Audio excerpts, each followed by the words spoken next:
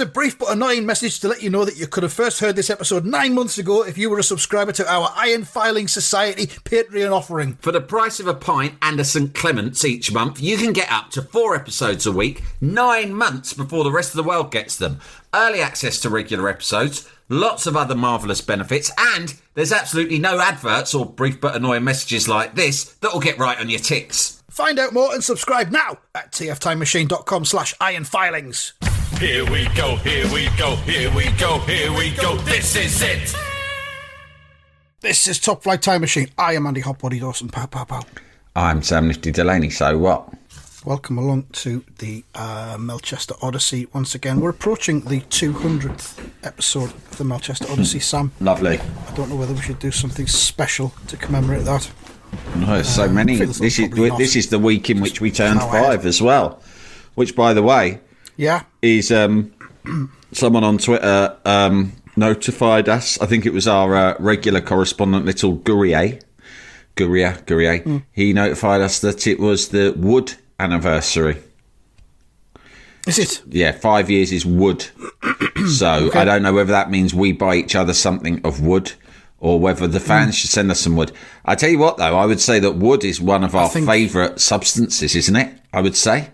Things made of wood. It is. Because you got sticks are made of wood. I would love to do it. I would really love to do a wood deep dive at some point. Yeah, I think if any of the listeners want to send us wood vouchers, we can then split them and then spend them on wood gifts for ourselves of our own choosing. Yeah, you can get them like book tokens. You get wood tokens. Wood tokens, yeah. Yeah, and just use them in wood suppliers. Yeah, there's a great wood supplier near me, like industrial wood supplier. It's just near a level crossing. It's just near a level crossing near me. And to be honest, I pass it all the time. It does fencing, but then it does raw wood as well. It does all and different wooden structures. And I think you can just go in and go, can I just buy a bit of wood?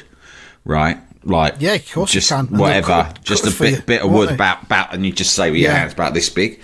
But it's quite funny because it's been there for years, and I always I walk past it and I'm a bit nervous because although I love wood, I don't have all the terminology and stuff. Do you know what I mean? So I've always been a bit fluent. I'm not wood fluent, so I'd feel a bit like if I went in there, I don't want to embarrass myself. Do you know what I mean? Yeah, same. Same. There's a wood supplier near me, and I believe I don't know if he's the owner, but the fella behind the counter is notoriously grumpy. I bet. And does not. He's got a very short shrift for anybody who isn't wood fluent. Exactly. That some fucking industries are like that. I always found butchers like that. It's why I went vegetarian. Right. Butchers, like so often, unless you were meat fluent, they would just fuck you off. And I'm thinking, lads, shouldn't you be more welcoming and try to educate people gently about meat, and then they'll buy more meat? But you're like, don't you even know what that fucking cut is called, you daft cunt? Get out of my fucking shop. Go and buy a vegetable instead. It's all you deserve. And it's the same with wood. Carrot, you twat. Yeah. It's the same with fucking wood. Yeah. I tell you where you belong, mate. Keep walking. The fishmongers is 2 doors down. That's more your speed, isn't it? Then you get fucked off at the fishmongers as well. May I have a fish? What sort of fish are you looking for? What kind of fish? A fish for my dinner. A fish for my dinner. Fish? What's a good dinner fish? Is it a good dinner fish? Not too fishy, though. I don't like the ones that are too fishy. Some fish are very smelly. I don't like those. And they're like, fucking hell. Do you know what, mate? Get out. You don't know fuck all about fish. This is a fishmongers. This is for fish people. And you are... Get yourself a fucking McDonald's. Yeah, just go and fucking get a KFC or something if they'll even have you. And I'm walking from shop to shop getting fucked off by everyone. No, I think, fuck this. I'll just get a bag of chips. And then you can get humiliated in the fucking chippy because you get called fish cake for ordering a fish cake, right? And then you think, well...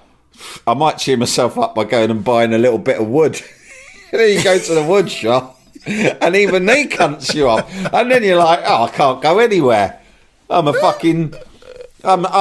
local pariah. Yeah. I walked out of that wood shop in some... It's not a shop, it's a fucking proper yard. Yeah. And they've got all the woods. Woodyard. Yeah. I walked out because he was a cunt and ended up going to B&Q. What were you after? They cut the wood for me just fine. What were you Can't after? remember now. Can't remember what it was for. What did I need wood for? Maybe you just wanted a bit of wood for the house. Maybe I just did. I just felt as I needed to buy some wood. House wood. Just basic house wood that you've got around for emergencies. What would I possibly have made? Fuck knows. I do find myself watching things like The Repair Shop, and when they're doing things with wood, I get immediately thrown back to doing woodwork at school. What it is, mate, you can watch on YouTube someone turning a piece of wood, just a lump of knobbly old wood, into the most... It's, I mean, not being funny, but it's very often either a Japanese fella or a Chinese person. Well, they're sensational at wood turning, right? The arts and crafts out there. Whew. And they'll turn... something to behold, mate. They'll turn a lump of fucking wood into the most elegant little wooden vase you've ever seen in your life. And you can watch this on YouTube, and it'll just make your day... At the end of the day, you'll feel brilliant. Brilliant. Put some time aside, watch a bit of wood turning. It's the most soothing thing you can see. Sometimes they'll have it with music. Content. Sometimes you can just turn the sound off on YouTube and put on your own music. Something you find nice. Brian Eno, whatever, And I don't know what appropriate wood music is. Maybe I'll do a wood turning playlist on Spotify and share it on Turbo. Songs to watch wood by, I'll call it.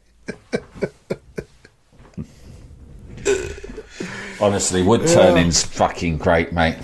Metalwork's not bad, but it's slightly more brutal. Wood's the best. And then, of course, you've got glass work as well, mate. Last summer or summer before, I actually watched some live glass, don't know what you call it, glass blowing / turning in the Isle of Wight. I'll go back there this year. I'm going there at Easter. I mean, you must know that Sunderland has the National Glass Centre, which has live live glass blowing. I didn't know that. I can't believe you've been up here to do live shows and I've never taken you to the Glass Centre. Yeah, well, that's remiss of you. You're supposed to be showing me your fair city, and all I've ever done is gone to that fucking weird Polish shop that sells pig milk. And I've been to the Nando's twice, the M&S once, and other than that, just Pop Rex. You went to the wrong Pop Rex once. Yeah, that was good. At least I had a good stroll around the city when I went to the wrong Pop Rex. Yeah. They've shut that down. So I walked through that municipal area where I think you might have got married in it. The big concrete... The Civic Centre. Yeah, the Civic Centre, yeah. No, I didn't get married in that. You can get married in that. They've shut that down as well. They're pulling that apart now. What? That was a great example of brutalist post-war architecture. Well, I know, we all love the brutalism, don't we? Yeah. That was a lovely bit of fucking brutalism you got going there. What are they going to do with it now? Well, it's full of asbestos, mate. It has to come down. Oh, it's poisoned. So we've now got a new city hall, which is on the banks of the river, in the city centre itself, and that's going to be the old one's going to get knocked down and made into housing. Sad. Well, I've got a lot to look forward to for the next time I'm up. I think we are planning on a Pop Rex at some point, and I'll we're going to do a Christmas maybe I'll show, book in an extra day, and so I can do some extra sightseeing. The fucking Glass Centre's under threat. Apparently, it's structurally unsound. It's only been there 25 years. Everything's fucking structurally unsound. I just saw it on the news this morning that half the fucking schools were built out of this shit concrete that could just collapse at any moment. Really? Yeah. Oh, Jesus. Yeah. I've seen that. And I know we go back to this a lot. Sick. But for any cunt out there who goes, oh, health and safety, these were all buildings that were built before there was a health and safety revolution. Guess when? That's right, in the fucking New Labour years, right? When they fucking started introducing more health and safety laws to make buildings that didn't just collapse or catch fire and kill people. So all the fucking health... And now, with Brexit, there are certain European Union health and safety rules as well protecting us. They're all out the window now. First thing that your cunts in the fucking... government who all have their fucking investments in property companies, first thing they'll have done when we got out of Europe was go, right, start knocking up cheap buildings now that we don't have to bother making them safe anymore because the EU won't make us. So build loads of death traps which we can then sell on to our own government, so it's an inside job, as fucking cheap social housing. They're highly flammable, but fuck those people. They're not paying for it, or they're getting it on the cheap, so it doesn't matter if they burn. Yeah. I mean, I've just looked to see if I could find anything about that story you mentioned about the schools falling apart, but I couldn't find it. But I did find there's a story in India. At least 8 people have died after the roof of a storage facility packed with huge sacks of potatoes collapsed. Well, that's what we're going to end up like in India, where they have to literally build things out of potatoes because they don't have enough concrete. Yeah, and the structure's not safe for too many potatoes. A deluge of potatoes, it says. Even here. I know that. You can't. There's only so many potatoes. I mean, it depends on the type of potato. I don't know what they go for out there in India. Maris Piper, is it? Or King Edward's? I'll have a look. I've just closed the page down. It doesn't say. It just says heaps of potatoes. Jersey Royals? They look quite big. They look like baking potatoes. Well, that's their problem. No wonder it collapsed under the weight of them. Yeah, rest in peace, everyone that was affected by that. Yeah. Anyway, Roy the Rovers is why we're here. Yeah. We could talk about wood and potatoes all day, but there's no time. The sun fucking goes down. Yeah. No, we've got to get on. Roy the Rovers, I have in my left hand the 12th of May 1984 issue of Roy of the Rovers. Across the top, it promises us a free Heinz Invaders badge. And it's got the Heinz logo, not just the word Heinz, the Heinz logo. Do you remember Heinz Invaders? Yeah, they look like space. They were like corn snacks food that looked like flying saucers, sort of thing. Oh, they were tinned. Oh, was it tin shapes? They were like, yeah, they're like alphabet spaghetti. Oh, right, okay, but space, yeah, okay, stuff. Yeah. All right. I don't think many kids would think I want to win a tin of fucking Heinz Invaders. Oh, this is an Invaders badge. It's a badge, yeah. You want to wear a badge of Heinz Invaders? Of your dinner. To be honest, right, you'd have to be fucking desperate for a badge to get excited by that. I'm sorry. You must have been seriously badge deprived in your childhood if you wanted to wear a Heinz Invaders badge. I haven't got the badge, obviously. Some cunts took it, whoever bought this originally. They've kept the free gifts. I have looked for Heinz Invaders online, and there's a website called simply80s.com, which has a page about them, and there's a badge on there, so I'll show you it, Sam, and see if you'll have been impressed by this at the time. There it is, Heinz Invaders badge. Actually, that is quite good. Yeah, it's not bad, is it? Yeah. It's good. Alien. The picture of the alien's good, because he looks a bit like E.T., a bit derivative. Yeah. But he's got his eyes on stalks on the top of his head, yeah, which I like. That is good. But Heinz, don't know about that. I don't want a brand on my badge. Go and wear a badge advertising some dinner. No, exactly. No way. No way. Talking of buying things online from the 80s, I was telling my kids yesterday, they were asking me, it was quite pleasing actually, they asked me for a quick potted history of my cat ownership through my life. Oh, that's good. And I really enjoyed telling them about it. And one of my earliest cats was called Kevin. But Kevin was a girl, and they found that entertaining. They said, why did you have a girl cat called Kevin? And I said, well, the first books I ever read were called Kevin the Kitten. That's how I fucking learnt to read, right? And they were like, tell us more. And I was like, Kevin the Kitten were like the best books. And they were really very simple books, just designed to help young people learn to read, right? Which they did with me. Yeah. I mean, I'm like I said to them, I said, look at me now. And they said, what do you mean? I said, I'm really good at reading. They scoffed at that, right? One of Britain's best readers, I'm fucking great at reading. I'll read anything, me. I'll read all the words. No I rarely need to use my finger to follow the words. Yeah. I can just read, right? Anyway. Or a ruler. And it's all thanks to Kevin the Kitten.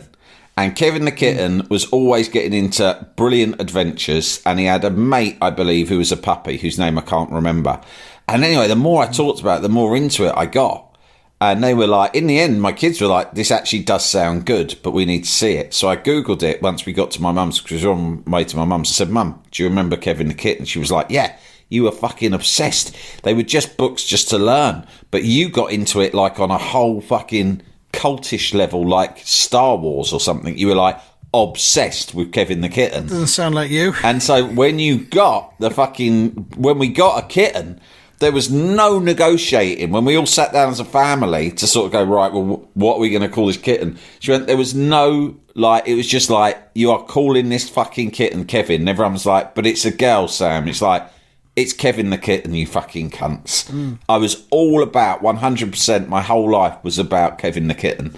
And then I found them. They are available online, and I will be buying the whole fucking set. If you're looking at them now, you'll see it's stuff like Kevin the kitten goes to the beach and all this stuff. Kevin's dirty shirt. Yes. That's a good one. That's a good one, isn't it? I'll be getting that one for sure. And look who they were written by. Terry Hall. Of the Specials, yeah. Nice little sideline. Specials, yeah. I love the font on them as well. They're nice. You can really also when I was googling font. them, they did look great. And actually, I think that there's some Etsy sort of stuff that someone's like knocked up some Kevin the Kitten sort of artwork that you can have on your wall. Whoa! Because it is quite fetching design. If anyone else learnt to read, courtesy of Kevin the Kitten, get in touch, because it's really sparked a huge fucking nostalgia binge in my nuts. Do you know what it reminds me of? It reminds me of the old Sainsbury's font, the Sainsbury's own brand stuff. Oh, yeah. And Sainsbury's have got their own website now where they look back at all of their own... Really? Own brand yeah, because it always won lots of great. awards, the old Sainsbury's stuff. Yeah, it reminds me a lot of that. Jalapeño. Jalapeño. Oh, they're all on eBay, mate. $4.95 for Kevin's toy tractor. Is there any one where you can just buy the whole set? Because I'd rather not have to buy them all individually. Oh, you can also get them on Amazon, mind you, and Etsy. Kevin in a hurry. Can't see a whole set, but they're all. Here we go. Well, they're £5 each. Yeah, it's quite expensive, isn't it? Maybe drop me a message, see if he'll do you a deal for the whole lot. I want a lot of them.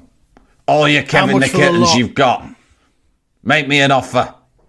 You what? I'm 47. What about it? It's Kevin the Kitten, mate. Best fucking books I've ever read. Fucking bangers. Every one is a banger. Every book I have read since then, I've got to the end and went, it was all right, but nah. It's not Kevin's dirty shirt. I'm getting Kevin's dirty shirt right now because the cover's really funny. He's got a bottle of pop, pink pop, and a silly cunt spilling it. I mean, it's unbelievable how he's drinking it. It's not like he spilt a little drip. He sort of picked up this bottle of pop and he's literally just chucked the whole fucking bottle all over himself. I'm looking at it now, yeah. He's like mental. Whee! Splosh! Oh, fuck! My new shirt's all dirty. And this is just where this. I feel like the cover gives away a bit too much. Yeah. I'm going to buy it, mate. I've got to buy it. So you had a Kevin the Kitten. It was a girl. Yeah, we had two cats, Kevin and Butch, and they were both girls. Strange, isn't it? That's weird because my kids at their other house, they've got 4 guinea pigs, and one of the guinea pigs is called Kevin, which I named after Kevin Phillips. And turned out Kevin was a girl. So Kevin is a very popular name for a girl animal. It seems almost 100% hit I feel it's quite a pretty name. And I also named one of the other guinea pigs the Pope. Oh yeah, which stuck. Do they call it the Pope, or do they just say Pope for quickness? They call it the Pope. Oh, that's nice. And the local vets, when they all went in to get, not euthanized, neutered. The vets put them on Facebook. We've had these guinea pigs in today, and they listed the names: Kevin, the Pope, and the other two whose names are Martha's one of them. Who's the fourth one? Can't remember. But there you go. So some poor cunts reading Facebook and saying, "There's a fucking guinea pig here called the fucking Pope." What the fuck? So you were doing a cat history? I was doing we reached the end of that they bit wanted a cat audit. Yeah, no, I mean, I could go through my cat history now, but I feel as if we ought to get into Roy the Rovers, and I'll hold back more cat information for future episodes. I've just realised, right, that we're looking at the front cover of the 12th of May. We didn't even get around to covering the 5th of May last week. What? We didn't get to cover what? We didn't get around to covering it. we talked about other things. Oh. So we have to go back to the 5th of May. You'll have to find the source material that I've emailed you. Yeah, okay. We've only got 10 minutes or so to cover it anyway. Right, well, let's okay, I'm going to frantically look this up. Last week we did an unsettled guest, it says here. That was the puppy. Oh, yeah. It was when we got interrupted by the puppy. A bit of Knoll talk, Pat Sharp, life tips. Yeah. And the scratch card game. Hang on a minute, I've got the same one here. Oh, no. Okay. Free Panini gold game cards and football badges. That's the one. Yeah, all right, I've got it. Last week's episode, there's a fella on the IFS who gives each episode marks out of 10. Oh, yeah. Of every episode. And he gave that one 8 out of 10, Sam. Last week? Why? Does he usually give higher? He just gives the marks out of 10. It's usually a 9 or a 10. That's a bit upsetting. Fuck you, is what I'd say to that. I feel pretty upset, mate. Tell us how we can hear your podcast, and we'll give that marks out of 10. You cunt. Yeah.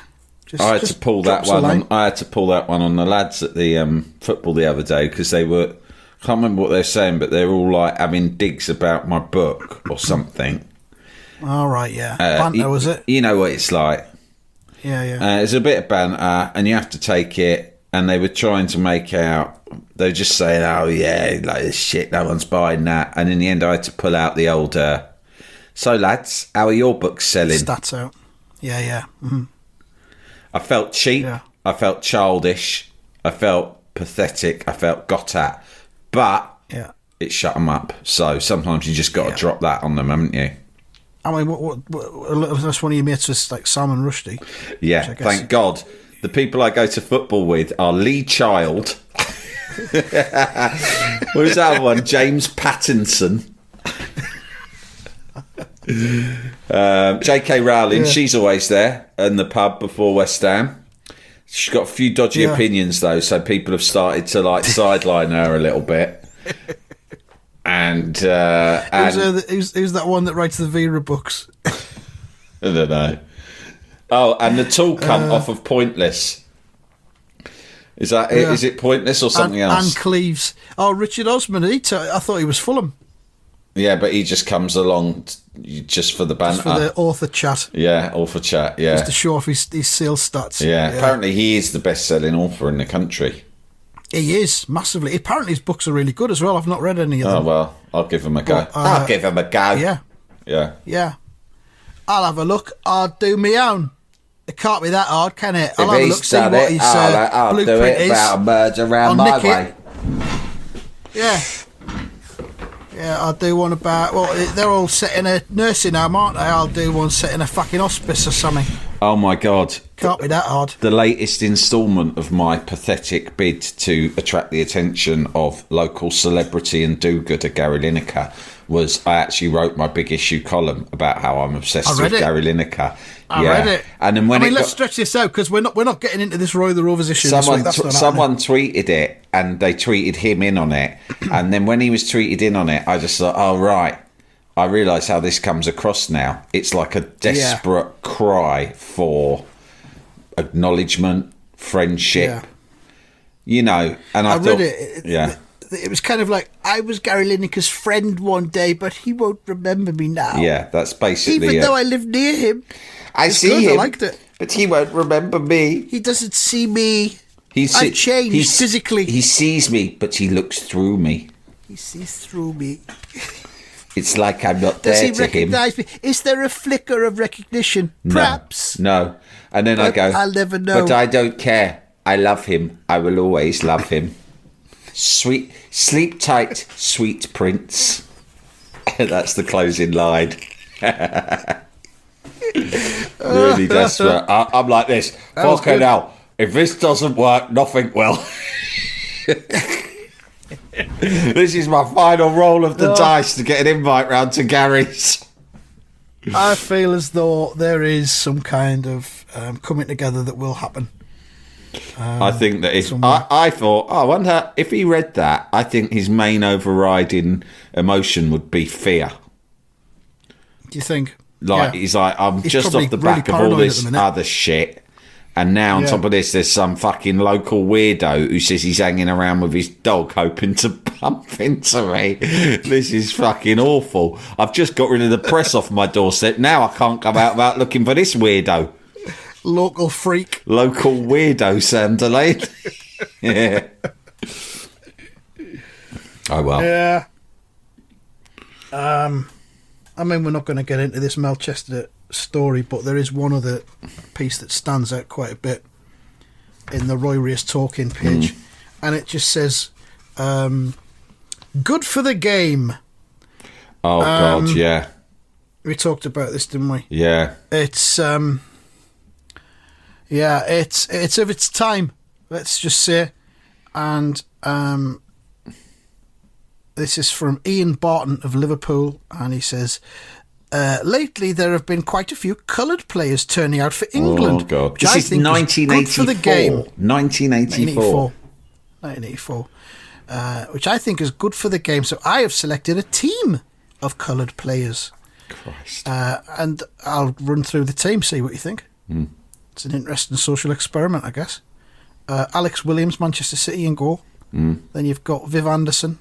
Oh, great right back. Chris Hughton. Great Chris left back. Hughton, not Tottenham Hotspur left back. Chris White of Arsenal, of course, then went on to Leeds United later in the decade, and his hair. I didn't even know he played for Arsenal originally, but there you go. Yeah. Bob Hazel, Leicester City. All right. Then we've got in midfield, we've got Paul Davis at Arsenal. Great. John Chidozie, Notts County. Yeah, Ched. He played for Spurs as well, didn't he? Good player. Yeah. Mark Chamberlain, Stoke City. Yeah. Cyril Regis of West Brom. What is this, a 4-3-3? I think it's a 4-3-3. Right. Cyril Regis, and then you've got Garth Crooks of Spurs. Of course. And John Barnes of Watford. I was wondering when fucking Barnsley was going to get a nod. And I'm surprised that Blissett's not in there, but I think he might have gone to AC Milan by this stage. Yeah, I was going to say, I think he'd gone to AC Milan by then. And Laurie Cunningham as well would have been in, but he'd gone to Real Madrid. And it's a bit pre, say, John Fashanu. He came a bit later in the 80s to prominence. Yeah. Justin Fashanu would have been around, but hasn't made the cut. He hasn't made the cut. Well, it's a good team, but there's something about the whole item in this comic that I don't like. But there's a couple of subs as well. Do you know the subs? Oh, yeah, go on. Danny Thomas of Spurs. Great. And Danny Wallace of Southampton. Yeah.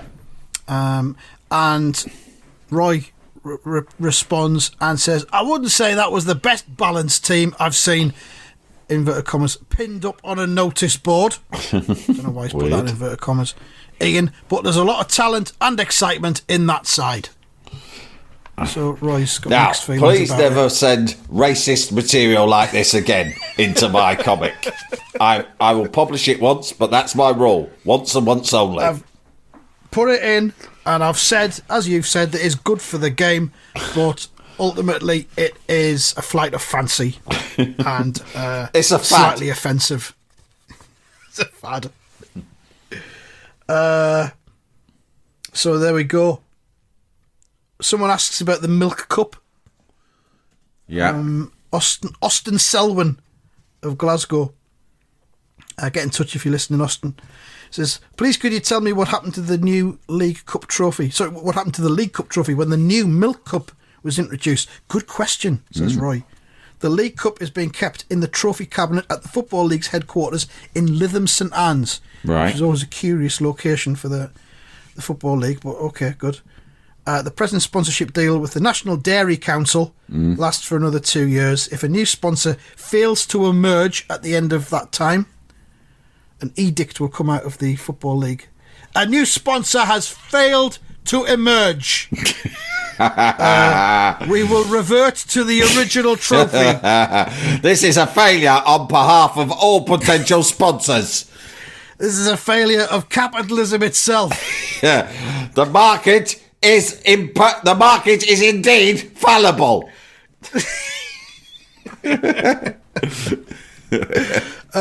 Of course, it says if a new sponsor fails to emerge at the end of that time, then the old cup will come, inverted commas, out of retirement in readiness for the 1986-1987 season.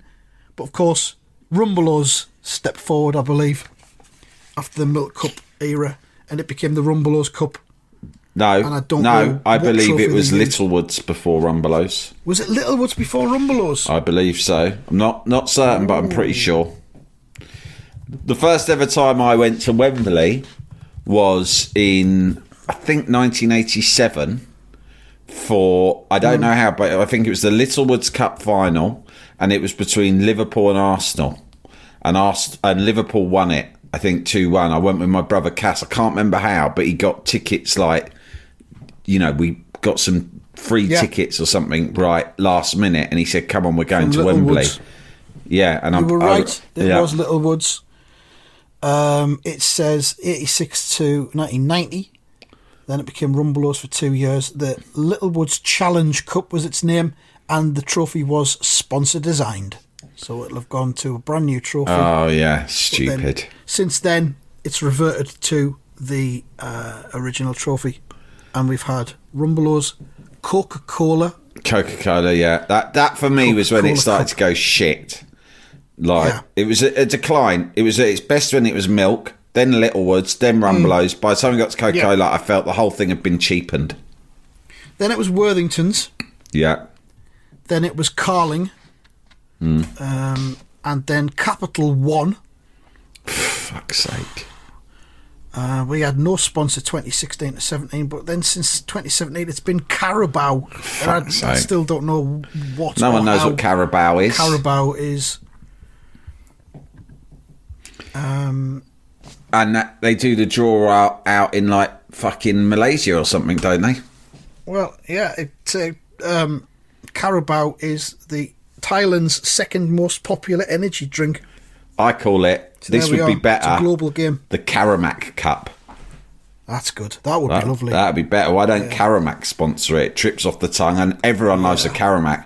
I don't know if they still exist, but I think about them all the time. I mean, we're just old men shouting at clouds at this point, aren't we? What, wishing that Karamaks came back? Wishing that Karamak was snubbing Carabao. Because we don't know what it is. Less Carabao. I'm just anti-energy drinks generally. Right, okay. All this prime stuff. Do you know what I mean? Although I was thinking we should release an energy drink, even though I'm anti-energy drinks. A low-level energy drink. I've seen what KSI. Yeah, not prime, whatever, like sub-prime or something like that. Yeah. Well, we've had a nice time over the last half an hour or so. We've once again failed to look at Roy of the Rovers. Oh, I hope we don't get an 8 again. Yeah. Thanks for listening, and goodbye. Goodbye, everyone.